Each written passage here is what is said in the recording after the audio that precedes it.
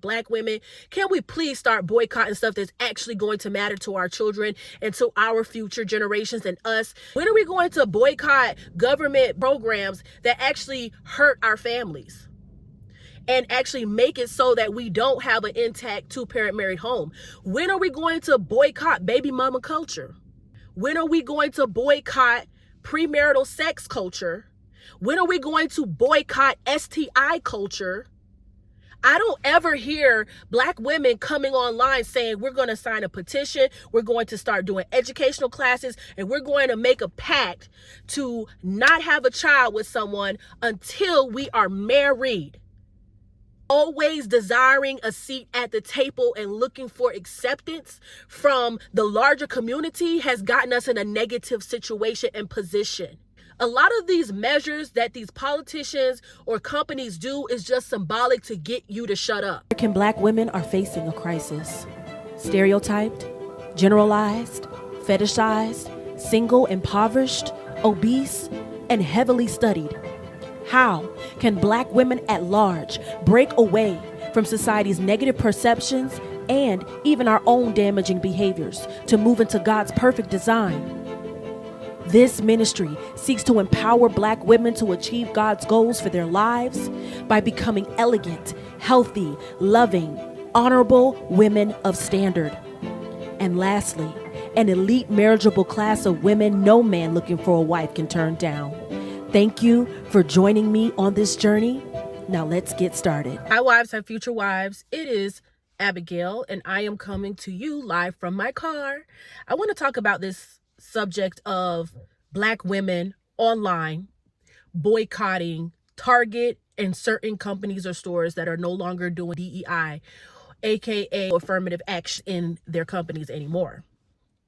I want to talk about this because, first of all, Black people are not a monolith. So just because there is a certain section of Black people online upset about something does not mean it rings true for Black people all over the country that may or may not have social media or may not be on it as much or even cares. So a lot of companies have rolled back their DEI initiatives after President Trump has taken office, and he signed a lot of executive orders getting rid of DEI in certain spaces in this country. And basically, I think a lot of companies, because they want to get paid and company is a company, they see what's going on. They see that the tide in the American sentiment and the tide has changed. The mindset of America has changed.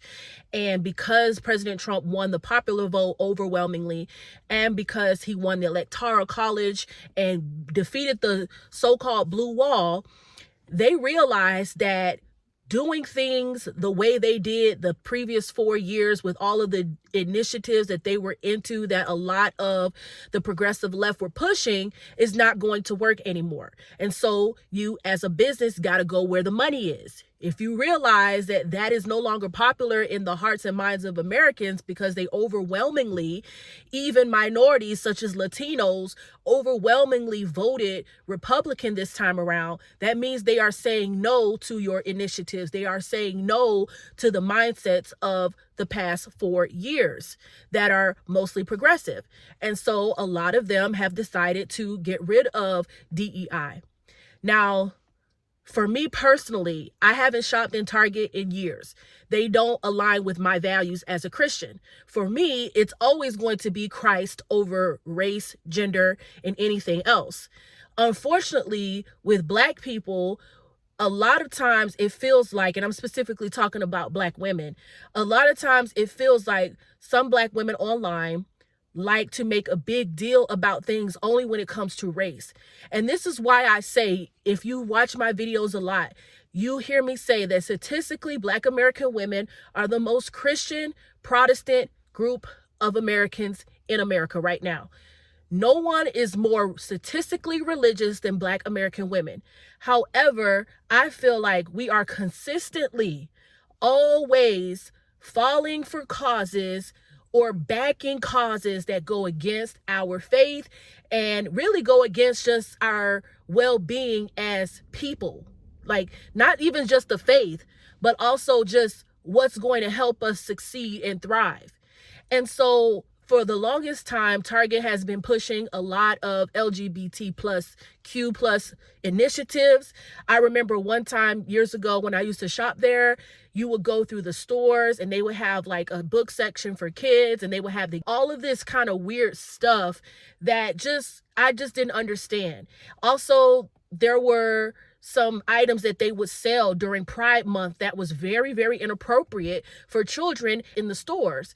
And it caused a lot of outrage online. If you want to just look it up, what Target used to sell during Pride Month, go ahead and do that. They always had the flags and all this stuff. So for me, this whole thing about the DEI and Black women boycotting, it doesn't affect me personally. And I'm not saying this to make it seem like I'm better than anybody, but I'm saying, like, for me personally, I haven't shopped at Target in a long time. And I've always said I will not shop at Target until they get rid of all of that stuff. Now, since I haven't been there, I don't know if they're still doing all of that LGBT stuff that they were doing back in the day. However, I just think it's dangerous to push that kind of stuff on children. I think it is not corporations' job to explain sexuality to children, especially since the majority of the population of people don't identify with that. So why are you pushing it? Okay, if it's about making money. But I think because the progressive agenda has taken over the top places in government for a long time, they went with that, because the left pushes more social issues. And so when the left was in power, that was what they were pushing. Now, these corporations are seeing that actually that doesn't align up with the majority of people's values anymore. Because if you look at the map, when President Trump won, a majority of the country, not since Bush has a Republican president won the popular vote, and not since Reagan has it been a majority of the country, even in states like California, cities like Chicago and different places, a lot of those places actually turned purple. So it wasn't a Democrat sweep in even the most liberal states. And so I think a lot of these corporations, and rightfully so, they want to make money. They see that the mindset and the tide has changed, and standing up for certain causes could cause them to lose money. Now, again, I have not been shopping at Target for the reasons I just said. They don't have values that line up with me. So this whole DEI stuff, it doesn't bother me. But the reason why I want to talk about this and address this is because it seems like, and I know, again, Black women are not a monolith, because what Black women may be upset about online, not every Black woman cares about, knows about, whatever. There are Black women that are still going to be shopping at Target. There are Black women that are still going to be living their lives, right? So what certain Black women do online is not going to determine what every Black woman does, right? Because we make our own decisions, we have our own values. However, it is very weird to me how first of all, let's even talk about the Target situation. If you just Google the percentage and the demographics that shop at Target, the latest stats say that the majority of people who shop at Target are white women. Not only that, but only 9% of Target buyers are Black. That means that all of these boycotts about, I'm a boycott Target, or I'm a boycott this place or that place, it actually doesn't matter in the grand scheme of things for these companies. Black women don't have enough purchase and buying power at a lot of these establishments than they think they do. And that's why it's so easy for these corporations to get rid of DEI and get rid of some of these policies or things that they were doing to appease a lot of people that they thought this is what everybody wanted, but realize that's not. It doesn't matter if Black women shop there or not. Black women not shopping at Target, in my opinion, when I look at the stats of who shops at Target or some of these places the most, Black women saying that they're going to boycott is not going to do much damage. It's not going to do much damage when only 9% of their profits come from Black women and 67 or more percent come from white women. Okay? I think that demographic wins. And guess what? That demographic of white women is not going to stop their lives to join a cause that doesn't affect them. They don't care about Black businesses or whatever. They can find an alternative. They'll continue to shop and do what they do. It is Black people who are focused on race-based businesses more. So even if they were to remove Black products off of Target shelves, or even if they were to keep them there, but whatever they're going to do, it doesn't make much of a difference to white women who are shopping there. They are the majority of the consumer. And you know how they say the customer is always right. So if a majority of the customer are white women, why do they care about some Black women online throwing a hissy fit?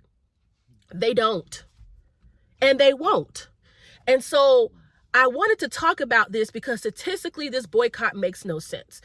Also, I want to talk about this because it seems like, and this is, again, Black women are not a monolith. I keep saying this because just because something is outraging Black women online doesn't mean that's every Black woman, okay? But why is it that it seems like Black women are always trying to be a part online, always trying to you're boycotting and getting upset at movements that really don't matter as much as you think it is? Okay, you're getting upset at movements that really, okay, Target getting rid of their DEI, okay. If you even look at the figures, most of the people who benefit from DEI are white women.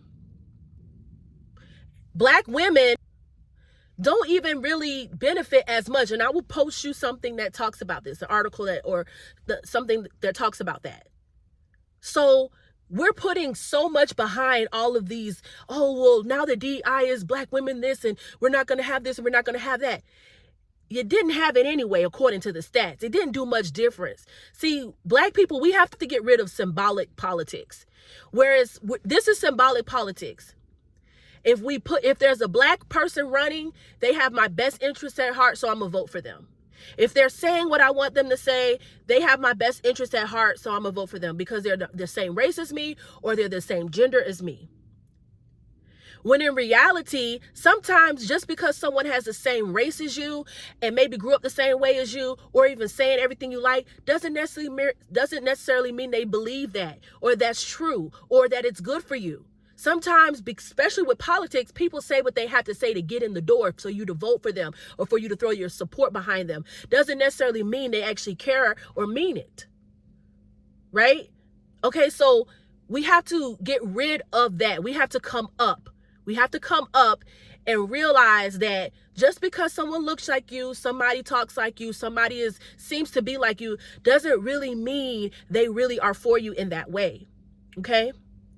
And it's weird to me that it's every few months or every few years, it's something that some Black women online are upset about. And it's just like, when are we going to actually boycott things that actually matters? When are we going to boycott benefits or programs that actually hurt our families? And actually make it so that we don't have an intact two-parent married home? When are we going to boycott baby mama culture? When are we going to boycott premarital sex culture? When are we going to boycott STI culture? I don't ever hear Black women coming online saying we're going to sign a petition, we're going to start doing educational classes, and we're going to make a pact to not have a child with someone until we are married. We're boycotting premarital sex. We're boycotting having children out of wedlock. We're boycotting government programs that are going to incentivize us to not have a two-parent married intact home for our children. We're going to boycott that. No, we're boycotting things that ultimately don't matter so much.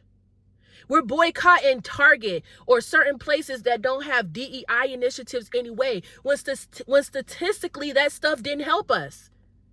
That stuff didn't help us because it's not helping us in the way that we think. A lot of these measures that these politicians or companies do is just symbolic to get you to shut up, to get you to think that they're on your side.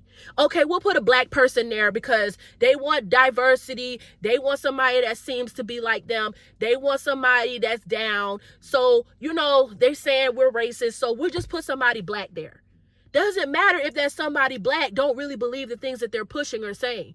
Doesn't matter if that somebody Black really isn't what you think they should be or like you or care that much.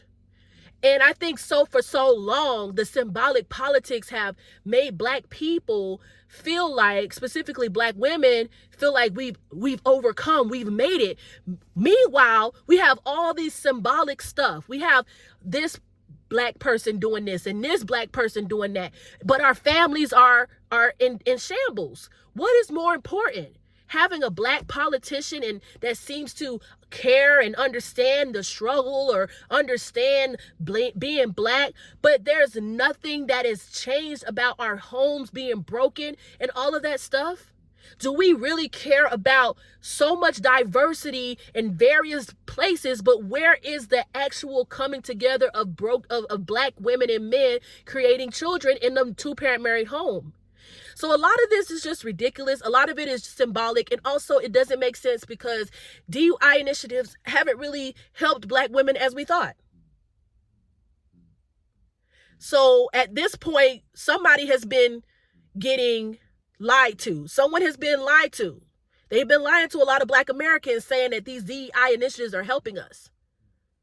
They're helping us so much, but in what ways? What's more important? I think it's more important for Black women and men to focus on building our communities by getting married, having strong faith, having strong family values, and raising our children in good homes so that they can prosper. They can prosper and do well in their life. And statistically, they will do well. Whether there's a DEI initiative or not, statistically, children raised in two-parent married homes will do well. Children in Black families that were raised in two-parent homes do better than children who did not. That's the facts. You can't argue with God. You can't argue with the facts. Another thing I just want to talk about briefly is that this again, and I made a video that you can check out, a full hour podcast that you can check out. And I was basically talking about how a lot of this immigration stuff is happening and the H-1B visa programs and all that stuff, and how, it's not white people that we should concern ourselves with anymore so much. It's all of these other people who are coming over here with intact family values, strong faith, who do very well when they get here, and yet we are dwindling in our numbers as Black Americans. Because we don't have that. We may have strong faith, but for some reason that strong faith is not correlating to strong families and intact homes. And so this whole DEI situation just shows me how so many of us are still wanting a seat at the table. So many of us are still wanting white people to open up the floodgates and wanting the government, wanting everybody to just open up the floodgates for Black Americans and to give us something. There's a lot of people that feel like we're owed something, but then there's a lot of people who feel like we're not owed something. And a lot of these people have power and they're not helping us in any way. How long are we going to want a seat at the table? How long are we going to want a seat at the table until we finally say, you know what? I'm going to make my own table. I'm going to make my own products. I'm going to work with other Black people. I'm going to focus on my community. A lot of us did that. The Black community before integration, we had intact homes, intact families. Okay. The church was the center of our life, of Black life. So our faith was strong. Men and women knew their roles. Children were being raised correctly. It wasn't perfect. I'm not sitting here to say there wasn't some poverty. I'm not sitting here saying that there wasn't Jim Crow. I'm not sitting here saying that it was the glory days and amazing. But there were a lot of economic and spiritual and family strides that happened during that time that you don't see that happening now. After integration. And a lot of times Black people had to make their own schools. They had to make their own businesses and they had to put their own capital into the community because they could not integrate with others. They could not. However, they made it happen. They were able to circulate the Black dollar in our communities and do well. Guess what? They were doing so well, especially in Harlem, where people from other races wanted to shop Black. Other races wanted to go to Harlem and experience the ballroom clubs, culture, and all of that stuff. They wanted that because when you do very well on your own, word of mouth spreads and others are going to want to invest in you. And I feel like that's what it should have been. But unfortunately, it's like after integration, instead of using the opportunities that integration would give Black people to bring it back to our community to flourish like other cultures do when they come here. Because remind you, other cultures, they come here, they have their little Hades, they have their little Chinatowns, they have their Koreatowns, they have their, Cuban, they come here, integrate here for a better life, use the opportunities that they get here, and then they circulate the dollar in their own neighborhoods. But Black people, we don't do that. We have been so far removed from doing that like we used to do before segregation. Of course, at the time we had to do that. But now we have integration. Why is it that other people come here, take advantage of the opportunities, and then they keep their money in their places where they keep them? Some people won't even know some people, not all, but there's some people who immigrate here don't speak English because they have a little community of their own people set up. So they feel like, I don't need to. I have everything I need. I have the Spanish grocery store. I have the Spanish food places. I have the Spanish restaurants. I have the, where I bank. Most of the people there speaking Spanish. Like, they have their own places. We don't. And so we're the only race that's not doing that.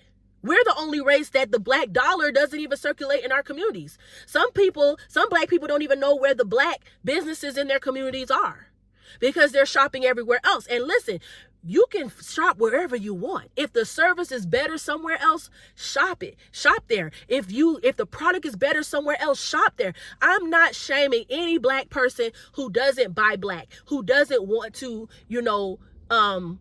just buy Black. I'm not shaming anyone. But what I'm saying is that always desiring a seat at the table and looking for acceptance from the larger community has gotten us in a negative situation and position.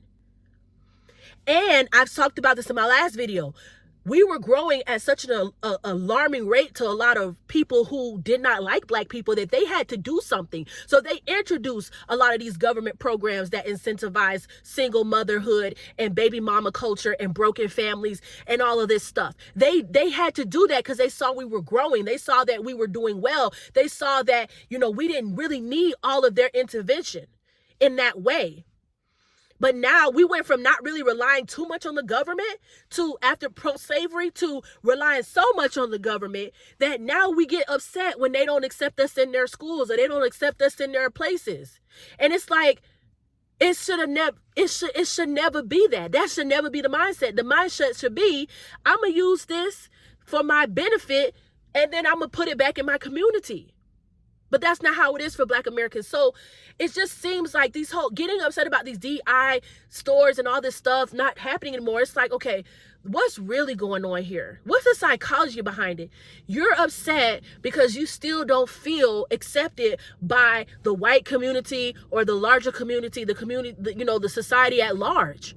And why does that mean so much to you? Because it doesn't mean that much to a lot of people that integrate here. Like I said, they have their own businesses, their own thing. Their dollar circulates longer in their community than the Black American community.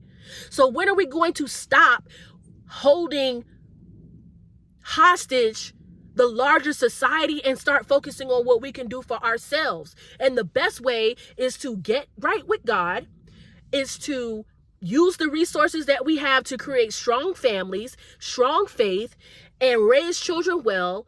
And that's it. It's really that simple. If you were doing well and you had a community that you could go back to, it wouldn't care if these DI initiatives didn't work or not. And so I want to see Black women actually boycott about stuff that hurts us. And what hurts us is the major STI crisis. It's the out of wedlock birth crisis that we're experiencing. Okay? It's the low marital rate crisis that we're experiencing. The high baby deletion rate crisis that we experience. All of these things stop our lineages from growing, from creating two-parent married homes and generational wealth. All of that stops us. That stops us. That stops us. So instead of us worrying about being accepted in the larger community, instead of us worrying about, who's doing DI and who's not, can we figure out a way to boycott baby mama culture, single motherhood culture, government benefits that's really hurting us, doing things that's really harming us, boycott atheism, because a lot of black people are especially Gen Z and younger, they're leaving the church. In general, black women are still the most religious, but for the first time in forever, black Americans as a whole in the younger generations have left Christ. So can we boycott that stuff? Can we boycott those things that are actually hurting us, then boycotting stuff that are really trivial? Like, okay, if they don't have DEI policies, how's that gonna, okay, go to a store that does have it then. If like you boycotting Target in certain places does nothing to these companies' bottom line, they don't care. A majority of America voted for these policies. These are the majority of minorities in America voted for these policies, and some people didn't vote at all. So they knew what they were getting. They knew what they wanted, and they're getting what they want. And that's what happens with elections. Okay? That's what happens when your candidate or your person doesn't win or does win. Right? So find another place that has those DEI policies and shop there.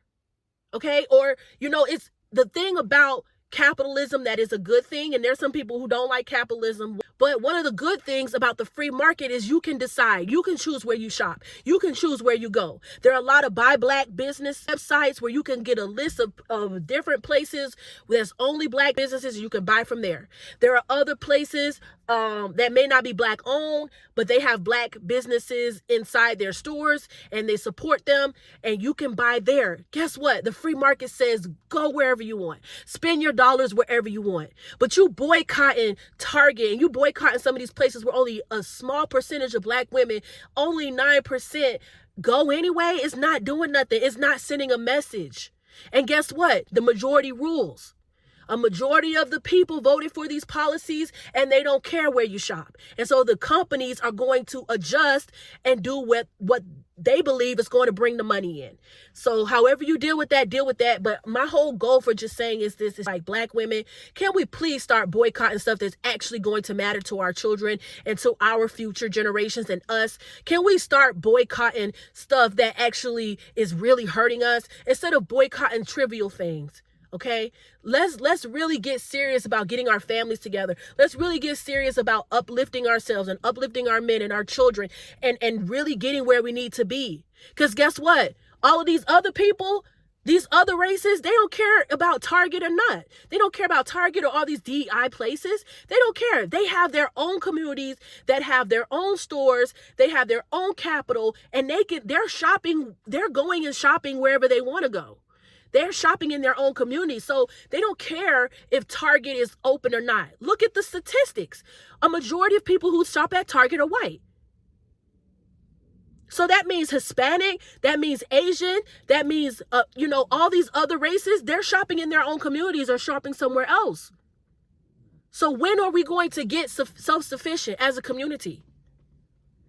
Well, we don't care about what the government does in these programs because it won't affect us, just like these other places. We need to take a page out of their book, and we've been here longer, so it shouldn't even be an excuse. We are the ones who should have it together. They should be looking to us. These other people that come over here should look at the Black American community like, oh, I see what they did there. I want to be like that. But instead, it's not like that. It's the opposite. It's some black people. It's like, we got to look at what they're doing. Let's boycott stuff that matters. God bless.